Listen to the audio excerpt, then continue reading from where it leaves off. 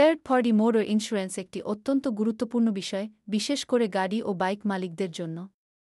এটি মূলত একটি বীমা পলিসি, যা আপনার গাড়ি বা বাইক যদি অন্য কারো সম্পত্তি বা শরীরের ক্ষতি করে, তখন সেই ক্ষতির খরচ বীমা কোম্পানি বহন করে। ভারতে এটি বাধ্যতামূলক, এবং মোটর ভেহিকলস অ্যাক্ট অনুযায়ী চালকদের জন্য এটি অপরিহার্য। এখন প্রশ্ন হল, থার্ড পার্টি ইন্স্যুরেন্সের সুবিধা কী? প্রথমত, এটি আইনি সুরক্ষা প্রদান করে। যদি দুর্ঘটনার ফলে তৃতীয় পক্ষের ক্ষতি হয়, তাহলে বীমা কোম্পানি সেই ক্ষতিপূরণ দেবে। এর ফলে আপনি মানসিক শান্তি পাবেন, কারণ আপনি জানেন যে আপনার আর্থিক ক্ষতি হবে না। এছাড়া, এটি কম প্রিমিয়ামে সহজে পাওয়া যায়, যা আপনার বাজেটের জন্য সুবিধাজনক।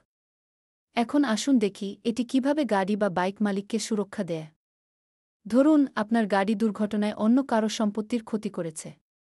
সেই ব্যক্তি যদি মামলা করে, তাহলে বীমা কোম্পানি সেই ক্ষতিপূরণ দেবে।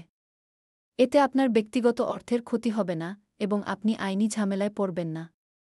কিন্তু ক্লেইম করার প্রক্রিয়া কী? প্রথমে দুর্ঘটনার পর নিরাপত্তা নিশ্চিত করতে হবে। এরপর নিকটস্থ থানায় ফের করতে হবে।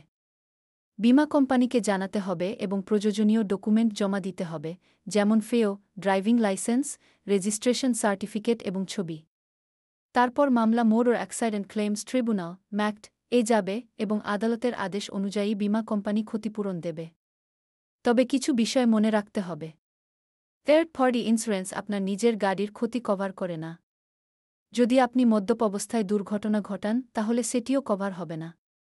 বৈধ ড্রাইভিং লাইসেন্স না থাকলে এবং অবৈধ কাজে ব্যবহৃত গাড়ির জন্যও কভার হবে না।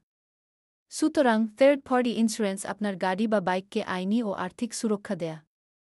এটি আপনার জন্য একটি নিরাপদ ভবিষ্যৎ নিশ্চিত করে এবং দুর্ঘটনার ক্ষেত্রে আপনাকে সুরক্ষিত রাখে।